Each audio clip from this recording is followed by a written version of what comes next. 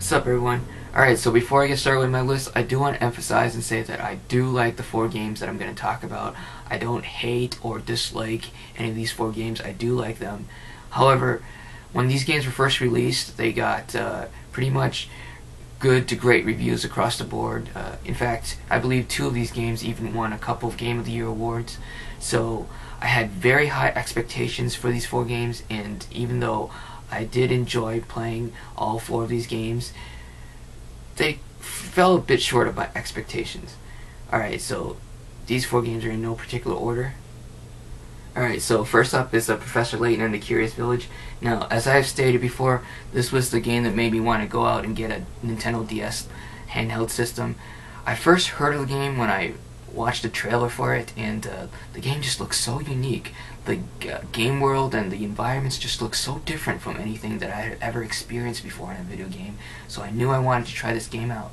Now, this was back in late 2008, so I went out and got a Nintendo DS Lite, and Professor Layton and the Curious Village was indeed the first game that I bought for my Nintendo DS Lite. When I sat down and played it, a lot of things in the game did live up to my expectations. I love the story, the characters, character design, love the music. The game has incredible animated cutscenes with great voice acting. However, there's one thing in the game that prevented me from totally loving the game overall, and that is I found the puzzles in the game to be incredibly difficult.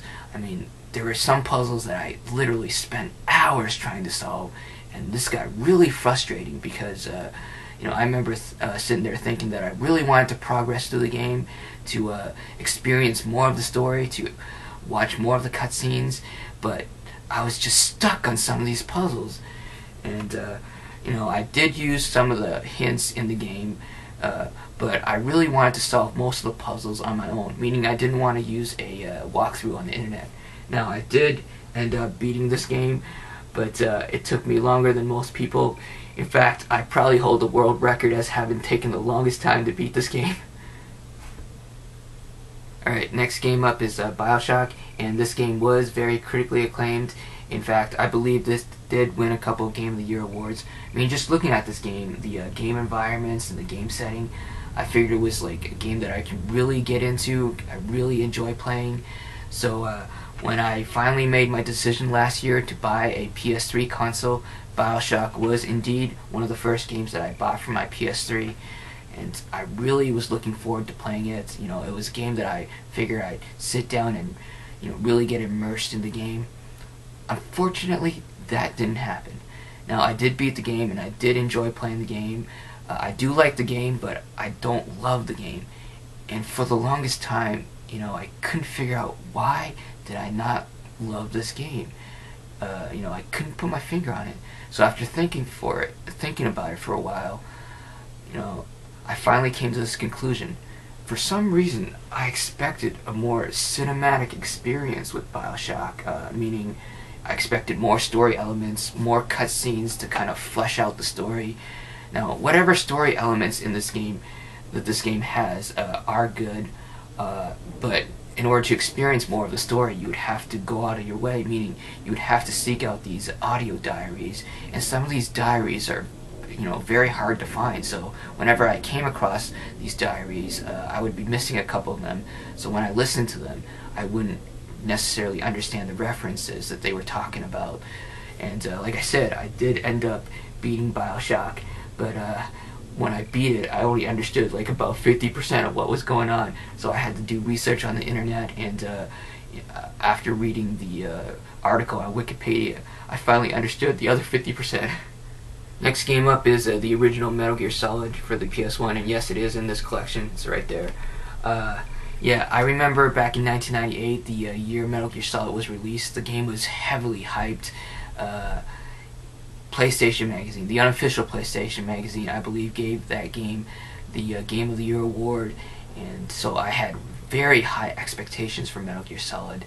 So I bought the game, I played the game, and I beat it, and I did enjoy playing the game. I do like the game. However, I don't love the game, and the reason for this is that while there's nothing, I have no complaints about the game, there's nothing in the game that I can complain about, the game also has nothing that I truly love. There's nothing in the game that wowed me. There are no memorable moments in the game that have stuck with me throughout the years. Whereas if you compare it to some of my favorite games on PS1, like Final Fantasy VII, Final Fantasy VIII, Chrono Cross, Tekken 3, and Castlevania Symphony of the Night. In each one of those games, I can either tell you, specifically there are specific parts of the game that I truly love, or I can tell you, there's this memorable moment in this game that have stuck with me throughout the years. Unfortunately, I cannot say the same thing about Metal Gear Solid 1. So the last game up, and this game might come as a surprise to some of you, the last game up is Final Fantasy X.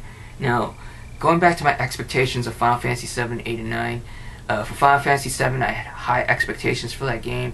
That game blew me away. Final Fantasy VIII, again, high expectations. I found Final Fantasy VIII to be even better than Final Fantasy VII. Final Fantasy IX, I had kind of lower expectations for that, at least lower than Final Fantasy VII, 8. But Final Fantasy IX still turned out to be an incredible game. Now, Final Fantasy X, I remember this game getting good to really good reviews across the board. Most of my gamer friends, including the ones that play a lot of RPGs and the ones that do not play as many RPGs, both groups were raving about this game. So I had very, very high expectations for Final Fantasy X. I really, really wanted to love this game. Unfortunately, this game didn't really live up to my expectations. And the biggest reason for that is because I didn't really like any of the characters in the game. Kimahri is probably the only character that I sort of like, but yeah, I didn't really like any of the characters in the game, and because of that, I couldn't really get into the story. I mean, it was only 8 hours into the game that I finally got into the story, but even then, I truly never got into the story. So, because of that, playing the game just became this massive grind. I mean, even it was a bigger grind than RPGs normally are, because playing any other RPG, when you're playing it and you're enjoying the story, you would want to play on to experience more of the story. But with Final Fantasy X, the main motivation for me playing through the game and completing the game was that I was in this mindset of wanting to complete all the games that I started playing. Now, I did end up liking Final Fantasy X, and I love the ending to Final Fantasy X. But I don't love the game though. Now, as you can see, my copy of Final Fantasy X is a greatest hits copy, so I did play this game several years after it was released, and one of the biggest questions I had was if I had played this game when it was first released, would my opinion of this game change? And so after thinking about it for a while, I don't think my opinion of this game would change. However, I have only played and beaten this game once. I've only played through this game once. So in the future, I do want to play through this game a second time and to see, perhaps I'll enjoy it more on the second playthrough or whatever. So yeah, kind of to give this game a second shot. Alright, so these are the 4 games. Thanks for watching this video.